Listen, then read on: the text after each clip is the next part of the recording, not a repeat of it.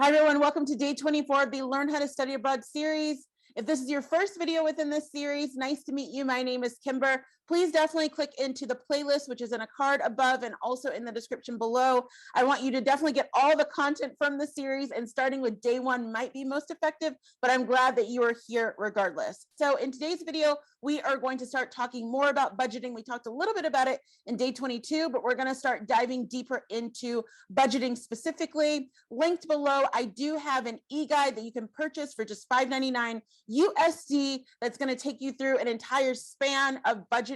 So definitely check that out in the description below. We're going to get started with day 24 right now. So for day 24, we are continuing on our theme of talking about money. And so we're talking more about starting to dive a bit deeper into the budget and how that's going to work for you. So how much money do you really need? This is definitely one of the main questions that I get from students that I work with, particularly when they get to this stage, because they have sort of realized now that they spent a lot of money on flights, and maybe they have put down a deposit now on housing, and they paid some of their tuition or all their tuition, and there's still the fact that they have to not only travel abroad, but now they have to go and live.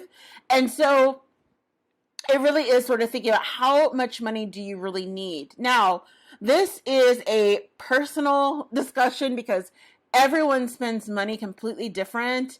I do have a budgeting guide that you can access for just $5.99 USD. It's going to be really helpful for you. There's lots of great information in there and gives you some planning tools. But just kind of thinking through what it kind of means to budget. I mean, this is something that most people do. Even if, your parents are paying for all your schooling, you probably have some type of budget that you have to live by. And so you really have to think about what your life is like. What are some of the things that you enjoy doing? What's going to be important to you while you're abroad? So are you someone who's going to want to travel every weekend? Are you someone who you like to spend money going out, doing different things? Are you someone who's just going to be a homebody, but you still want to go shopping every now and again outside of just kind of the regular weekly shopping for food and things like that? You want to go to the mall or whatever that's going to look like.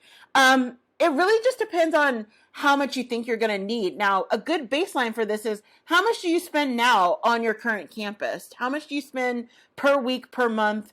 It may look a little bit different because obviously you're in a different currency depending on when you're going or where you're going. There may be inflation in that particular market, so you may have to budget more.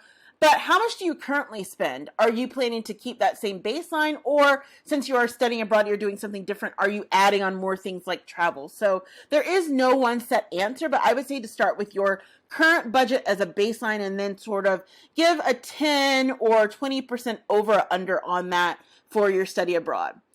So some big ticket items to plan for. Now, in the budgeting guide that I talked about that you can access in the link below, what you're going to do is you are thinking through your daily necessities, you're thinking through some of the sort of mid-range things, and then some big ticket items to plan for. So obviously, a lot of these we have been talking about for the past couple of days. So housing, visa, flights, software. For a lot of students when they're traveling abroad, whatever classes you're taking, maybe you have certain software that you're going to have. I know that a lot of students who are doing things like VPA and editing, you may have fancy MacBook or whatever, but you may need to finally invest in Final Cut or whatever that's going to look like for you. I know that every single academic program is different, but if you have special software, that would be considered a big ticket item that you're going to need to plan for.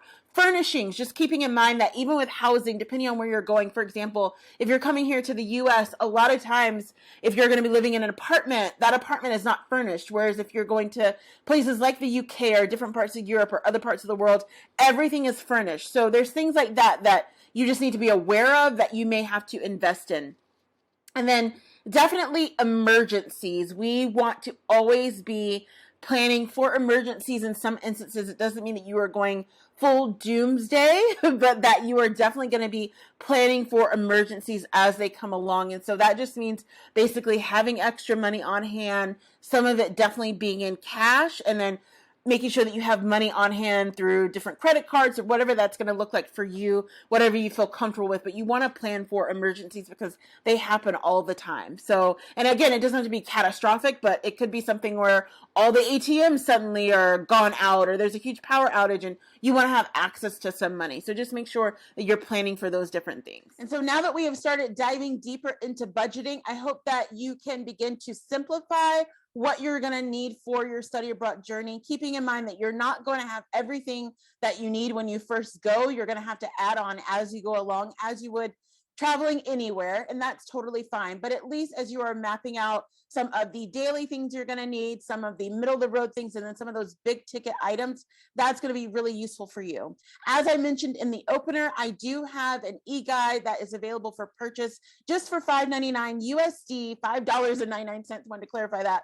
USD, you can purchase it below. Also, there are several free resources that you can download from this series, which are also linked below. So definitely check those out.